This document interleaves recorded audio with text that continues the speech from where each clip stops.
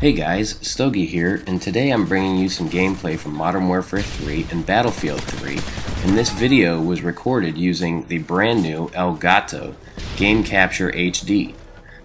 The Game Capture HD is priced very reasonably at around $200 compared to some of the other HDMI capture devices on the market, like say the Blackmagic Intensity Extreme that is $300.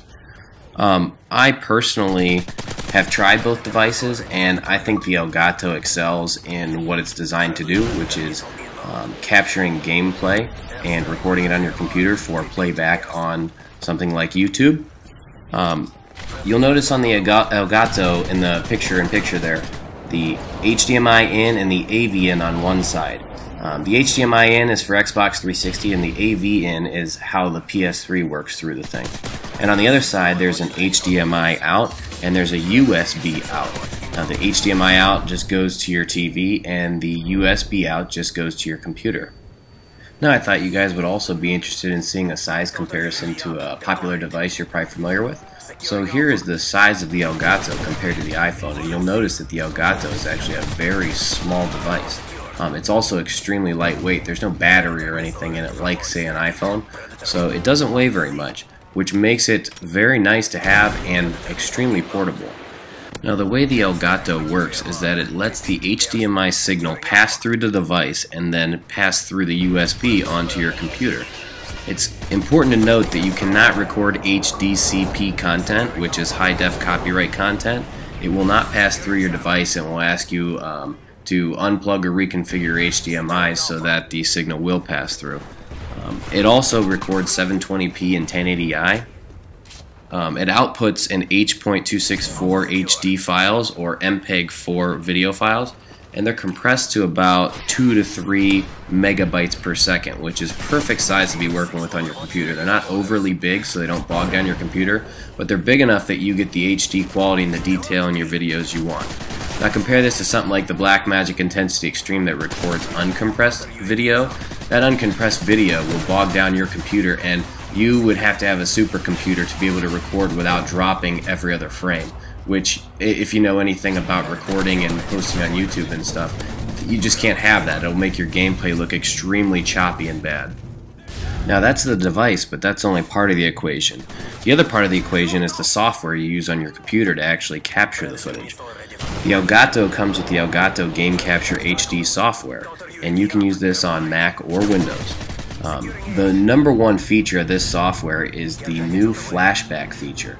What the flashback feature does is, as you turn on your Xbox and you have the Elgato hooked up, it remembers your gameplay. I won't say it records your gameplay because it doesn't permanently record it, but we'll say it remembers it.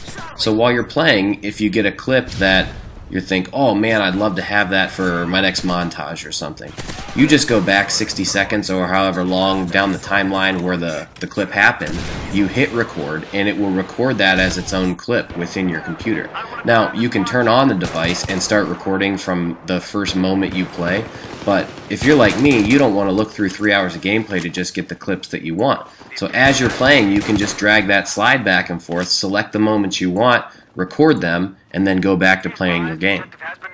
The other thing the software has is the ability to trim your videos right within the software and then export them to Facebook, Twitter, YouTube, your hard drive, or even iMovie. I took advantage of trying out all these features and they work great. Now for the bottom line, would I recommend this device? Me personally, with trying a couple different devices, I would definitely recommend this device. I feel like it gives you excellent video quality. I mean, as good as you're going to ever want to put up on the internet. And I would also recommend that you use the 720p video setting. I personally think that progressive video on playback looks a lot better than interlaced video. I think the flashback feature is an excellent feature. I think that it's a game changer for some people.